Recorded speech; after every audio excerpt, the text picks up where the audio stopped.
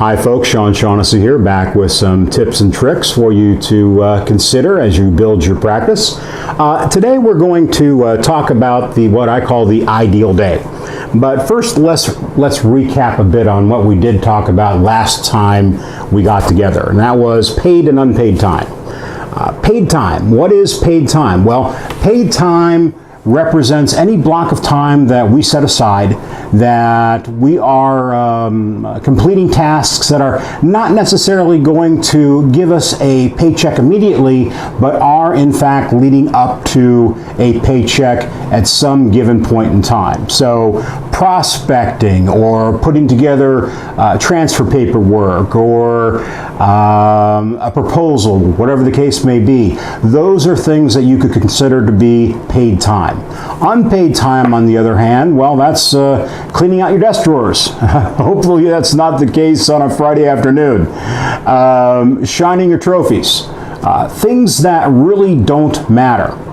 You can be real busy with a lot of unpaid items, fill your day full of them, feel like you have accomplished bunches, but the fact of the matter is that you really didn't accomplish much at all. So, the question I have for you right now is, do you control your day, or does your day control you? So in other words, when you walk into the office at 7:30 in the morning and you grab that cup of coffee, do you know what you're going to do that day? Or are you going to respond to the first thing that comes across your desk? Okay? When you get in the office and you don't know what you're going to do from 8 a.m. until 5 p.m. or whatever your workday looks like, you are attending to what I call OPA. That stands for Other People's Agenda. You see, other people have agendas just like you. And their agenda is to have you do things for them that make their lives easier. On the other hand, you have to have your own agenda. And if you spend too much time working on someone else's agenda, how are you going to succeed in your career? It's really simple. Let's think about this. When the email box chimes, are you like Pavlov's dog, and do you quickly go check and see what it is? When the phone rings, are you picking it up immediately, or do you let it ring over to your assistant? When there's a meeting, a wholesaler meeting, perfect example. Some of you older guys probably know exactly what I'm talking about. Wholesaler meeting, guy comes in, brings a barbecue lunch, you fill your plate, head to the conference room, and in exchange for a $5 piece of meat and baked beans, you give this gentleman 20 to 40 minutes of your time talking about the latest and greatest floating rate fund.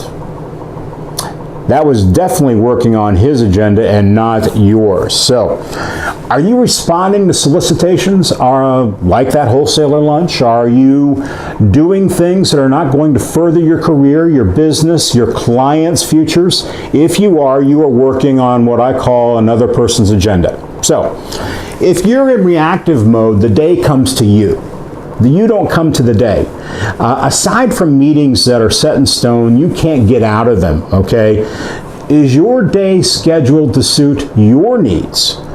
Do you have sacred time put aside to work on those high-value paid time activities that are going to eventually lead to compensation? Not necessarily this week or this month or even next month, but here, let's say in the next 180 days, that is going to lead to money in your pocket. If you are not putting aside time to do that, you probably want to consider taking a look at that, okay?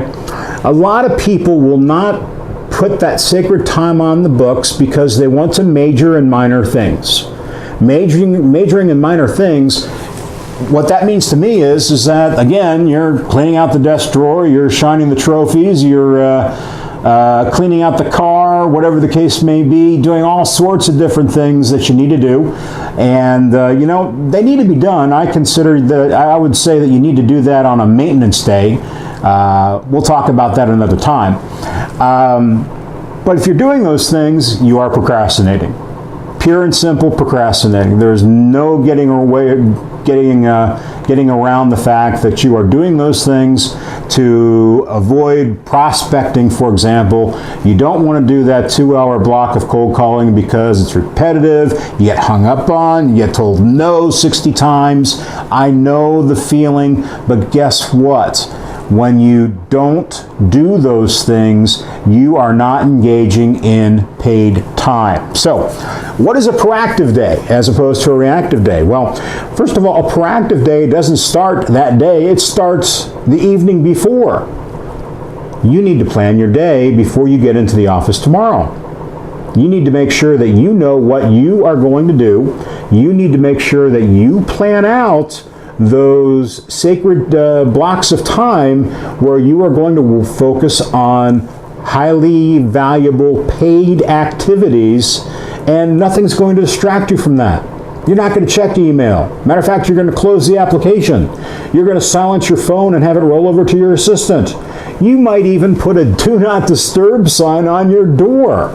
Gang, I am that serious, dead serious when it comes to defending your sacred, high-value paid time. Notice I did say the word time block. What is a time block? I'm sure a lot of you already know what a time block is. Man, talking a lot takes it out of you sometimes. Time blocks, you've learned about them, you've heard about them, they've been preached. You go to the annual meetings, sales meetings for the region or the complex or whatever, you know that some guy's going to get up there and talk about time blocks, and I'm one of those guys too. But I'm here to tell you that you need to have those time blocks. And they need to be on paper or digitalized, okay? A lot of people will say, you know, I've been in the business 15 years. I know what I'm doing. You know, when 9 o'clock rolls along, I know what I'm going to be doing between 9 and 11. I don't need to put this on paper. Well, really? Are you sure? Are you defending your time? You know, if you did a time audit, you may not be so sure about that. You may take a look at that and say, hey, you know, 9 to 11, I thought I was making calls to clients asking for orders. And in fact, I actually was only on the phone for 45 minutes, and an hour 15, I was doing things that were not contributing to the growth of my business. So when you plan your day the night before, okay, you are going to set aside blocks of time so that your high value paid activities are going to be put into place. Okay? This is going to be a template. Imagine this as the ideal day for you. What would you like your ideal day to look like? Well, let's say you get in the office at 7:30, at 8 o'clock you have your first client meeting, followed by a 10 o'clock, 1 o'clock to 3, you're prospecting, 3 to 5, you're working on urgent but not time-sensitive activities that you cannot delegate to somebody else, okay? You've put together your time blocks, you're sticking to those time blocks. Now, I encourage you to build some downtime into your day by doing that, okay? You know, you can't be a machine, you can't be a robot, I know that, but the flip side is that if you don't have at least the intention or the discipline of doing those high level paid time activities on a consistent basis, you just are not going to help yourself out as far as your career is concerned. Now, I don't know much about Outlook, so forgive me. I know it can be done in Outlook, but you'll probably have to ask somebody that knows more about it than I do. But I do know Google very well, and I use Google Calendar to run my business, okay? I have one calendar under my username, and it says, go figure, business, okay? But what I did is I created another calendar called Ideal Day.